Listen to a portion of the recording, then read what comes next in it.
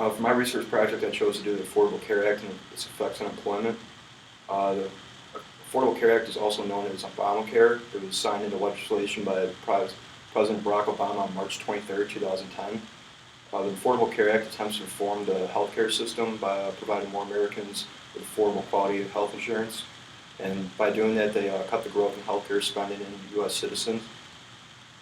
Examples of reform the Affordable Care Act used is new benefits, rights and protections, rules for insurance companies, taxes, funding, spending, the creation of committees, education, and new job creation.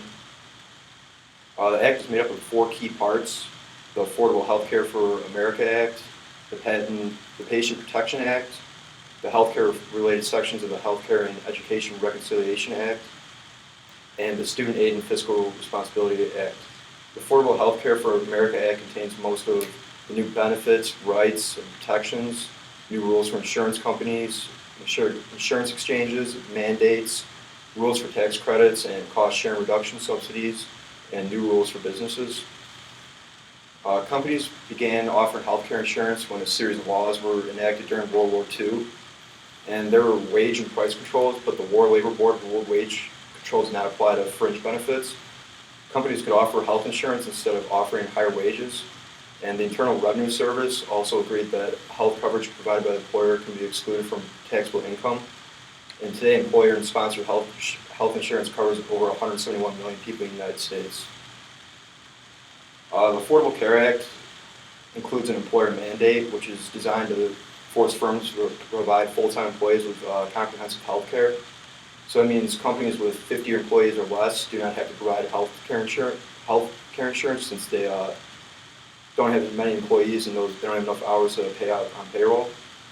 Companies with 50 employees or more are required to contribute at least 60% of the cost for an individual, and that 60% that covers is also known as minimal essential coverage. The Affordable Care Act requires healthcare plans to cover 10 essential benefits, and these 10 essential benefits are things such as ambulatory patient services, emergencies, hospitalization, maternity and newborn care, mental health and substance use disorders, behavioral health treatment, prescription drugs, rehabilitative and facilitative systems and devices, laboratory services, preventive and wellness services, chronic disease management, and things such as pediatric services, including oral and vision care. The result of the Affordable Care Act is it raises the cost of providing health insurance for some employees, and that can be a bad thing because critics of the law think that the added costs imposed on these employers will cause their payrolls to minimize the Affordable Care Act's effect on the bottom line, and that bottom line is the bottom line for poverty. The Affordable Care Act established minimum standards on the health insurance provided under employer-sponsored plans. Like I said before, employers with 50 or more full-time workers who were not previously offered a plan are now required to offer one or pay a sizable financial penalty. And that penalty is usually, they look at the total employees and then they take a certain percentage of it. It's usually 10 to 15%. They charge you that fine. Opposition to the Affordable Care Act fear that mandates and penalties will kind of curb hiring and will force employers to create more part-time jobs rather than creating full-time jobs, so it affects pay and how much people make. The survey I looked into is titled Employment Reactions to the Affordable Care Act. It explains in 2013 a survey of the chief financial officers. They reported that 44% of companies were considering reducing health benefits to current employees.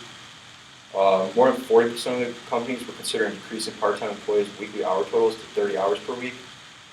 This affected workplaces greatly because a big part of why people get jobs is get health benefits and coverage, and them not offering it curbed the hiring market.